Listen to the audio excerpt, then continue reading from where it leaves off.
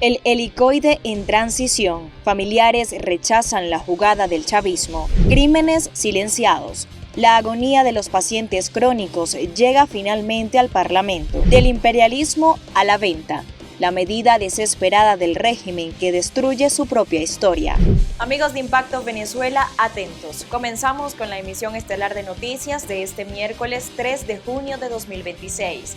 Soy Génesis Pérez y les traigo el contenido informativo destacado y actualizado de hoy. No es libertad, es traslado. Mientras el régimen venezolano vacía el helicoide tras la presión de Marco Rubio, las familias alzan la voz, exigen la liberación inmediata de los 25 presos políticos que aún permanecen en el centro de torturas. La incertidumbre crece ante lo que muchos denuncian como un simple cambio de celda. Juliana Palmar con los detalles. Las autoridades comenzaron este miércoles con los traslados de al menos 25 presos políticos que permanecían en el centro de reclusión El Helicoide, presuntamente hacia el centro de detención Rodeo 1, luego de que familiares denunciaran y desmintieran el cierre de este centro de torturas tras las declaraciones del secretario de Estado de Estados Unidos, Marco Rubio. La medida provocó una reacción inmediata en los familiares de los detenidos. Hoy, 3 de junio del año 2026, nos encontramos aquí en la ciudad de Caracas, a una cuadra del helicoide. El día de hoy teníamos visitas, nos informan que la visita fue suspendida. Llegaron una comisión en la cual nos dicen que van a haber traslados. Esto fue a raíz de que el secretario de Estado ayer de los Estados Unidos dijo de que el helicoide estaba cerrado. No podemos permitir de que nuestros presos políticos cambien de centro de tortura. Ellos deben ser liberados, no trasladados. Por su parte, Gabriel Quero Navas, hermano del preso político fallecido Víctor Hugo Quero Navas e hijo de Carmen Teresa Navas, rechazó el comunicado del Ministerio Público, alegando que nada dice sobre la circunstancia de detención de su hermano, ni hace señalamientos sobre la responsabilidad de las funciones de la Fiscalía y la Defensoría que actuaron en este hecho. Mi resuelto es fijar la posición de la familia, que estamos viviendo una tragedia, porque no se ha cumplido con la realidad legal, no se ha cumplido con el proceso necesario. El acto desleal que está haciendo esta institución hacia mi familia y comprender las imágenes, señores, que hay allí, representa las partes internas de quien fue mi hermano. No era un perro, no era la mascota del edificio, era mi hermano. Y yo considero que eso requiere un respeto de dignidad. Por su parte, en las calles de Caracas se registró una manifestación de gremios jubilados y estudiantes, quienes se trasladaron hasta la Embajada de Estados Unidos a exigir elecciones libres y libertad para todos los presos políticos. Al pueblo venezolano y a toda la familia de los presos políticos hasta que el último no sea liberado. Y por eso el día de hoy toda la comunidad estudiantil y todo el pueblo venezolano exige la renuncia del ministro Julio César Serpa hasta que el último preso no se ha liberado. Nosotros no vamos a dejar de estar en las calles porque no podemos hablar de un proceso de transición hasta que se sigan violando los derechos de los venezolanos. Y vamos a estar en la calle acompañando al pueblo hasta que el último preso no sea liberado.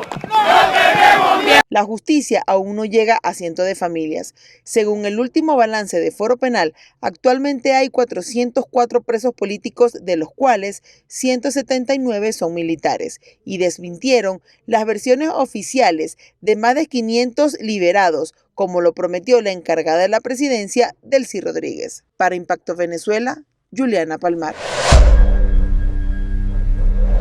La ventana a la opinión pública se abre en Impacto Venezuela. Pasamos a revisar sus respuestas a la pregunta del día de la edición matutina de hoy. 5 meses después de la caída de Nicolás Maduro y en medio de crecientes exigencias dentro y fuera del país, hay una interrogante que sigue sin respuesta.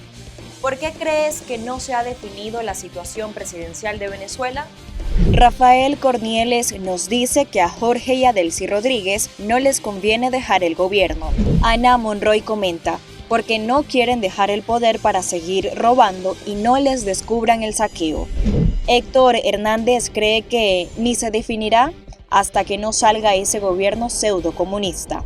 Por último, Ana Luisa considera que porque ellos quieren seguir con la dictadura. Gracias a todos por participar. Seguimos.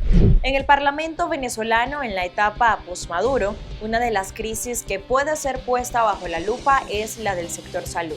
La agonía de miles de pacientes crónicos que fue silenciada desde el poder y que ahora podría tener solución. Quique Frías con la información.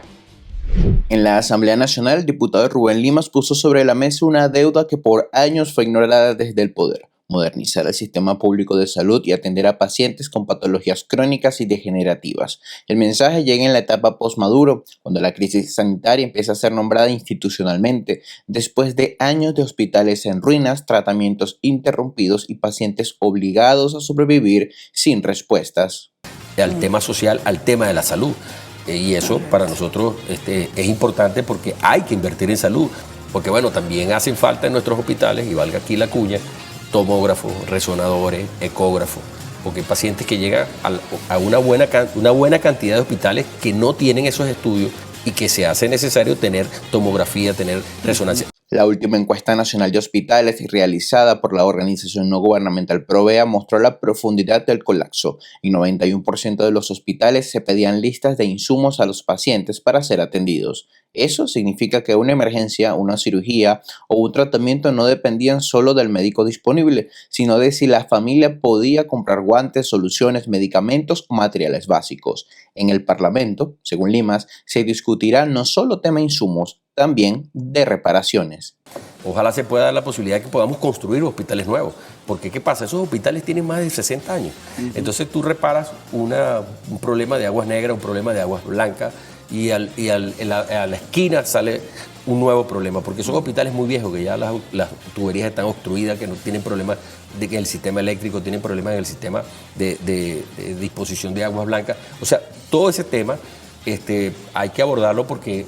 Para los pacientes crónicos, la crisis también se mide en farmacias vacías y tratamientos interrumpidos. La organización Convite registró en marzo de 2025 una escasez general de 28,4% de medicamentos para 6 enfermedades monitoreadas, entre ellas diabetes, hipertensión, convulsiones y depresión. En diabetes, el faltante llegó a 36,9%.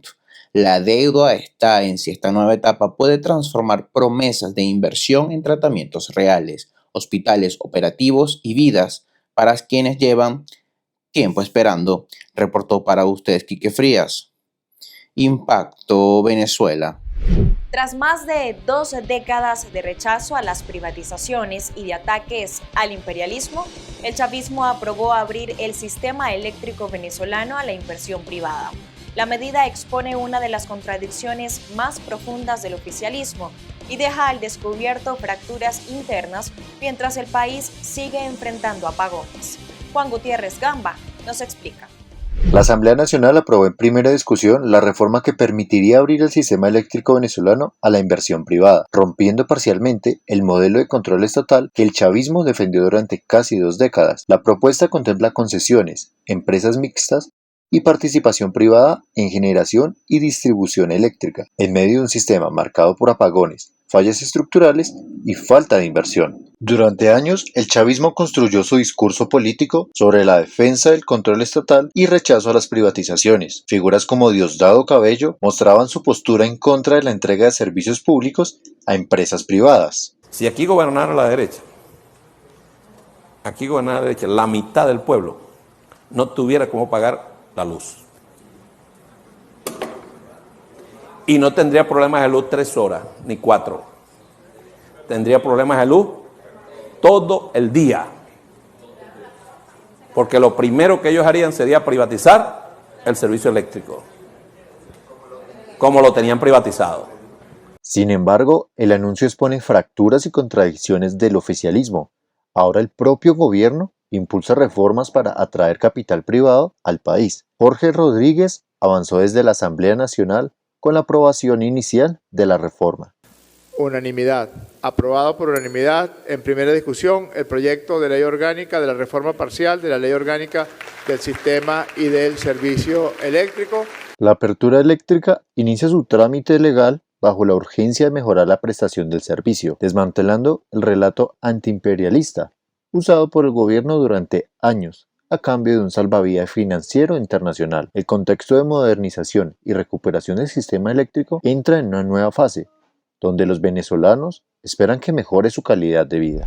Miles de migrantes, incluyendo a venezolanos, podrían salir del limbo legal en Costa Rica, mientras Canadá analiza regresar diplomáticamente a Caracas. Dos decisiones distintas que reflejan un cambio en la forma en la que la región mira a Venezuela. María José Prado nos amplía. Unos buscan darle papeles a los venezolanos, otros evalúan volver a hablar con Venezuela, mientras Costa Rica anunció una nueva medida para regularizar a miles de migrantes atrapados en el sistema de refugio. Canadá estudia restablecer su presencia diplomática en Caracas tras años de distancia. Es un reconocimiento por parte del gobierno de la profunda mora que tiene el sistema de refugio y de la irregularidad estructural de miles de personas que están en esa condición, porque el sistema no ha logrado responder adecuadamente. La medida costarricense beneficiará a solicitantes de refugio de Nicaragua, Cuba, Venezuela y Colombia, que llevan años esperando una respuesta. Con esta categoría especial podrán acceder a una estadía legal temporal y permiso de trabajo. Canadá continúa evaluando la evolución de la situación en Venezuela, incluida la posibilidad de que existan condiciones para el restablecimiento de una presencia diplomática física en el país. Aunque Ottawa insiste en que una transición democrática debe ser definida por los propios venezolanos, el posible regreso de diplomáticos canadienses marca un cambio en la relación bilateral. Así, mientras Costa Rica intenta resolver el estatus de quienes salieron del país, Canadá evalúa volver a tener presencia dentro de Venezuela. Las noticias en materia internacional también son parte del monitoreo diario. De esta forma titulan en el portal web de nuestra casa Impacto Venezuela. Cepeda y de la Espriella aceptan debatir antes de la segunda vuelta para las presidenciales en Colombia. El candidato Abelardo de la Espriella aceptó el reto para el gran debate de segunda vuelta este martes 9 de junio a las 7 de la noche y arrastró al cuadrilátero a Iván Cepeda. Tras meses de que Cepeda se escondiera de los debates en primera vuelta, ahora pretende poner condiciones, a lo que de la Espriella le expresó en redes. Ahora sí, cobarde, exigiéndole reconocer los resultados electorales. De la Espriella asistirá con su fórmula vicepresidencial José Manuel Restrepo y desafió a Cepeda a dar la cara junto a Ida Quilcué. La policía encubrió las irregularidades en Barajas del comisario del Delsigate. Una brutal investigación de la Unidad de Delincuencia Económica y Fiscal Española descubre que la Jefatura Superior de la Policía de Madrid encubrió durante 5 años las graves y sistemáticas irregularidades del comisario Jesús María Gómez Martín, el mismo mando policial del polémico Delsigate en el aeropuerto de Barajas. Según documentos exclusivos de Dead Objective, el comisario montó una red ilícita que incluía un servicio VIP con coches oficiales camuflados para saltarse controles fronterizos a favor de empresarios y figuras vinculadas a la trama del expresidente José Luis Rodríguez Zapatero, favores ilegales en pandemia al abogado de la aerolínea Plus Ultra, borrado de historiales policiales y cobro de presuntos sobornos. Lo más indignante es que cuando un inspector subordinado denunció formalmente estos delitos penales en 2021 y 2022, la cúpula, en lugar de investigar, ejecutó una violenta vendetta castigando al denunciante con un traslado forzoso, un abuso de poder que la justicia ya tumbó, mientras el cuerpo asume que la caída e imputación del comisario, actual jefe en Canarias, es inminente. Ucrania lanza más de 350 drones contra Moscú, San Petersburgo y otras zonas de Rusia. Ucrania desató su mayor ataque aéreo de la guerra al lanzar más de 350 drones que golpearon el corazón de Rusia a más de 1.100 kilómetros de la frontera, destruyendo la terminal de petróleo de San Petersburgo, una fábrica de armas en Tambov y hasta una corbeta portamisiles en el mar Báltico. Las explosiones provocaron el cierre de emergencia de los principales aeropuertos de Moscú y San Petersburgo, desatando el caos en plenos vuelos, mientras que en Donetsk el impacto de un dron contra un autobús dejó al menos 7 civiles muertos en medio de una ofensiva ucraniana feroz para asfixiar el suministro de combustible hacia Crimea. Este masivo zarpazo que Moscú intentó frenar derribando 354 drones en 15 regiones es la contundente venganza de Zelensky tras los bombardeos rusos sufridos el día anterior en Kiev. Un devastador incendio en un hotel de la capital de la India dejó este miércoles al menos 20 personas muertas y decenas de heridos. Hasta el momento, las autoridades policiales informaron que se desconocen las causas que originaron el siniestro. Veamos. Al menos una veintena de personas murieron el miércoles en la capital de India por un incendio en un hotel. El siniestro, que ya fue controlado, dejó también decenas de heridos. La policía no dio detalles sobre las causas de la propagación del fuego, que destruyó el alojamiento económico ubicado en la zona sur de Nueva Delhi, una megaciudad de 30 millones de habitantes. Según medios locales, varios de los fallecidos son ciudadanos de países africanos que habían viajado a India para recibir tratamiento médico. El primer ministro Narendra Modi expresó su pésame a los familiares de las víctimas. Los incendios son frecuentes en India debido a la precariedad de las infraestructuras y a que las normas de seguridad y evacuación no siempre se aplican. Y así ponemos punto y final a la emisión estelar de Noticias de Impacto Venezuela. Recuerden que para más tenemos contenido actualizado en nuestras plataformas digitales. Hasta mañana.